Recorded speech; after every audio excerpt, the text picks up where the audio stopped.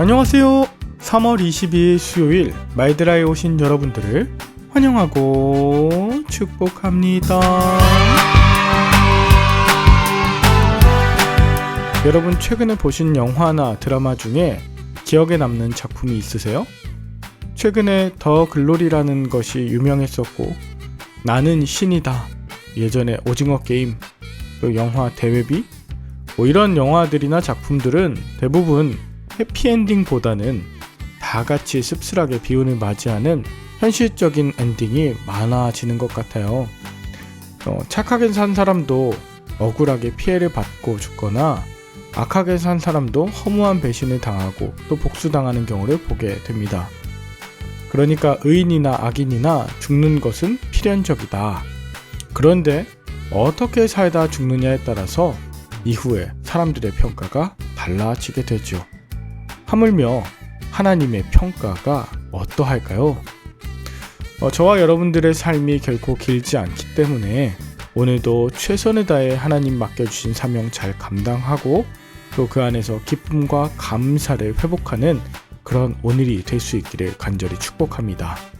그럼 오늘 하루도 이렇게 멋지게 살아내실 여러분들을 응원하는 마음 담아 힘차게 말드라를 시작해 보도록 하겠습니다. 자, 출발!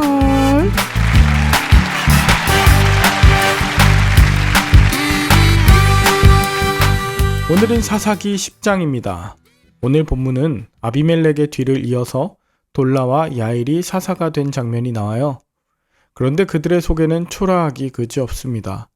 이사가의 사람 돌라는 이스라엘의 사사가 된 지 23년 만에 죽음에 3일에 장사되었다고 하는 두 구절이 전부이고, 길르앗 사람 야일은 22년 동안 이스라엘의 사사가 되었는데 그의 아들 30명이 있었고, 그들이 어린 낙이 30을 탔고 또 성읍 30을 가졌다고 하면서 열심히 자신과 자식들의 부를 축적한 것에 대해서만 강조하게 됩니다.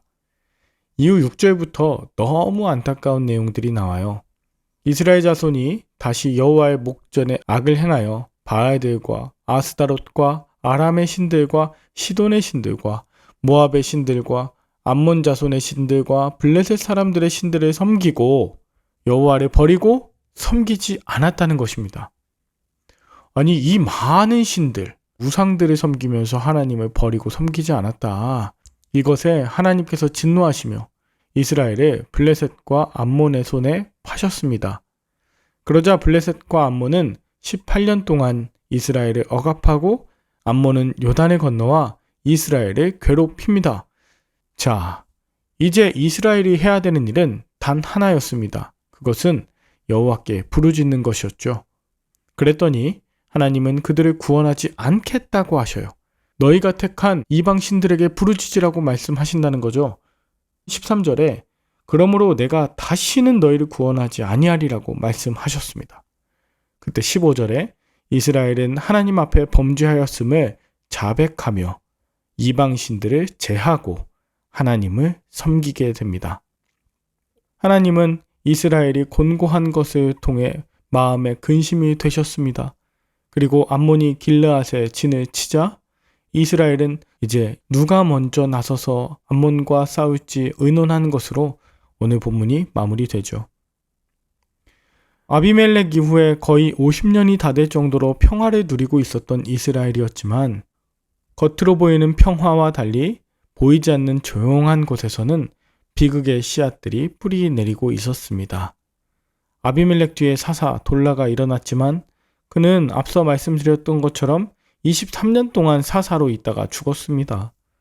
돌라의 뒤를 이은 야일 역시 22년 동안 사사로 지냈지만 그가 사사로 있는 동안 그 과정에 하나님이 기뻐하시지 않는 일들, 즉 아내를 많이 두거나 자신의 재산 증식을 위한 삶이 이어졌던 것이죠. 결국 이 사사 야일이 죽은 후에 문제가 터지게 된 것입니다. 이스라엘이 여호와를 버리고 온갖 이방의 신들을 섬긴 것은 다름 아닌 이스라엘의 지도자, 즉 사사들의 타락이었습니다. 조금씩 번져나간 죄의 결과라고 할 수 있는 것이죠. 우리는 종종 죄와 욕망을 쫓다가 그것에 완전히 사로잡힌 사람들을 보게 될 때가 있죠.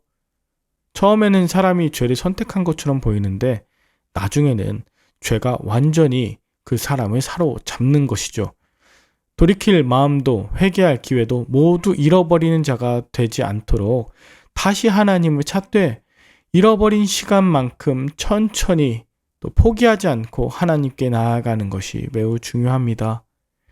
그때 하나님께서는 죄악에서 끊임없이 돌이키지 않았던 내가 눈물로 회개하며 돌이킬 때에 그것이 입술뿐 아니라 나의 손과 발의 모든 회개로 바뀌도록 때로 기다리시는 분이십니다.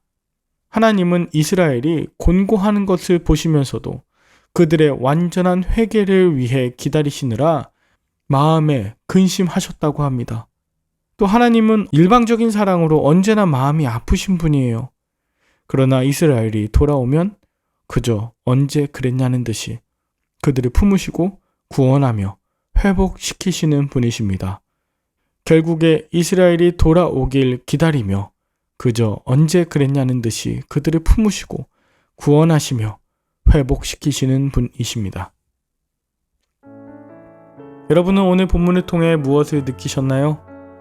만약 내가 이스라엘처럼 범죄하여 받는 여러 고난과 압제로부터 하나님께 간구했는데 하나님께서 내가 다시는 너희를 구원하지 않겠다고 하며 거절하신다면 여러분은 어떻게 행하실까요?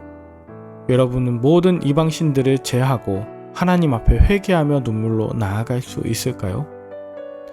또 그렇게 하나님께 간구했을 때 하나님의 마음은 어떠할까요? 저는 한 찬송가 가사가 맴돌아 읽어드리고 오늘 말들 아래 마무리하고자 합니다. 찬송가의 어서 돌아오 2절과 3절입니다. 어서 돌아오 어서 돌아만 오 우리 주는 날마다 기다리신다오 밤마다 문 열어놓고 마음 졸이시며 나간 자식 돌아오기만 밤새 기다리신다오 어서 돌아오오 어서 돌아만 오오 채찍 맞아 아파도 주님이 손으로 때리시고 어루만져 위로해 주시는 우리 주의 넓은 품으로 어서 돌아오오. 함께 기도할까요? 하나님 아버지, 우리를 이 시대의 그리스도인으로 불러주셔서 감사합니다. 이 땅이 하나님이 함께 하시는 복된 땅이 되도록 우리를 부르셨으니 나의 만족과 유익을 위한 사사 아닌 진정한 예수 그리스도의 평안을 가져오는 참 그리스도인으로 살게 하여 주시옵소서. 죄악 가운데 빠져있는 우리가 어서 주님께 돌아오도록 속히 회개할 용기를 주시고 마음에 근심하시는 하나님의 마음을 헤아려 아버지의 품으로 어서 돌아오게 하옵소서. 십자가 두 팔 벌려 우리를 안으시고 위로하시는 예수님의 이름으로 기도 올리옵나이다. 아멘. 오늘도 승리하는 하루 되시길 바라며 저는 내일 다시 찾아뵙도록 하겠습니다. 샬롬.